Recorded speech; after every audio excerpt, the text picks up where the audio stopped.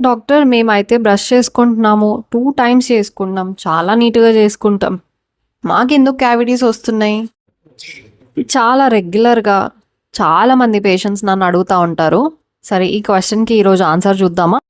సరే దీన్ని నేను 3 పాయింట్స్‌గా చెప్తాను. Okay. First point brushing technique అనేది ఉంటుంది.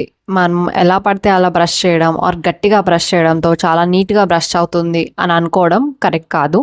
బ్రషింగ్ చేయడానికి టెక్నిక్ ఉంటుంది.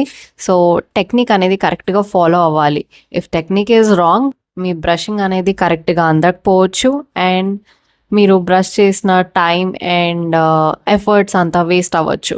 Okay. And second point flossing. After brushing flossing is very important because మనం ఎంత నీట్‌గా బ్రష్ చేసినా కూడా టీత్ మధ్యలో ఫుడ్ పార్టికల్స్ స్టక్ అయ్యే అవకాశం చాలా ఎక్కువ ఉంటుంది. మీరు ఫ్లాసింగ్ చేయనందువల్ల ఆ స్టక్ అప్ అయిన ఫుడ్ పార్టికల్స్ అనేది క్లీన్ అవ్వవు అండ్ ఆ ఫుడ్ పార్టికల్స్ అక్కడే ఉండిపోయి బ్యాక్టీరియా గ్రోత్ పెంచి బ్యాక్టీరియా గ్రోత్ వల్ల యాసిడ్ ప్రొడక్షన్ అయ్యి మీ టీత్ అనేవి ఆ యాసిడ్ వల్ల డ్యామేజ్ అవ్వడం స్టార్ట్ అవుతాయి. బేసికల్లీ దీన్నే క్యావిటీస్ అంటాము. Now coming to the point 3. Point 3 is మీ ఫుడ్ హ్యాబిట్స్. ఓకే. ఫుడ్ హ్యాబిట్స్‌లో ఓన్లీ చాక్లెట్స్ అండ్ ఐస్ క్రీమ్సే క్యావిటీస్ కాజ్ చేస్తాయి అనుకోవద్దు.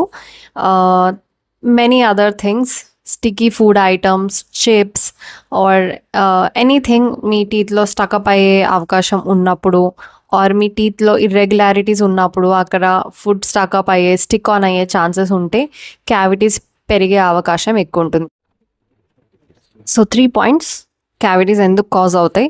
One is wrong brushing technique, second is flossing చేయకపోవడం, third is wrong food habits.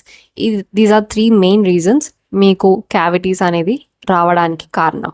ఈ video మీకు ఇన్ఫర్మేటివ్‌గా అనిపిస్తే please like and share it with your friends. Thank you.